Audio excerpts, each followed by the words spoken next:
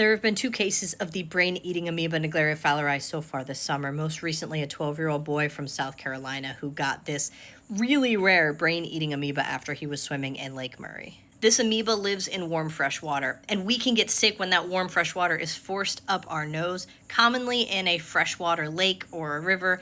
It also can happen at a splash pad that is not chlorinated well enough, or if you use tap water, again, that's not chlorinated well enough, and it is forced up your nose, something like a nasal irrigation. Unfortunately, the case of a 71-year-old female in Texas, that was the case. She was using poorly chlorinated water to irrigate her sinuses. Symptoms typically start 1 to 12 days after the exposure and usually start with fever, headache, maybe some nausea, vomiting, decreased appetite, and then progress to change in mental status or encephalopathy, like saying weird stuff, acting confused, and can progress to seizures, less responsive or completely unresponsive. I want to reiterate that this is really pretty rare, like 167 cases since 1962, so does not happen often, average around 2 cases per year.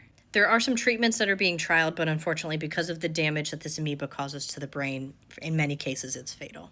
You can significantly reduce your risk of getting primary amoebic encephalitis, the brain-eating amoeba, by simply wearing a nose plug if you're going to get in a warm freshwater source. Or if you're going to a splash pad, you're not sure about the chlorination, which a lot of places it's public information you can check, nose plug. If you are going to irrigate your sinuses, the water should be boiled, deionized, or sterile saline. Nothing that is tap water should go up your nose.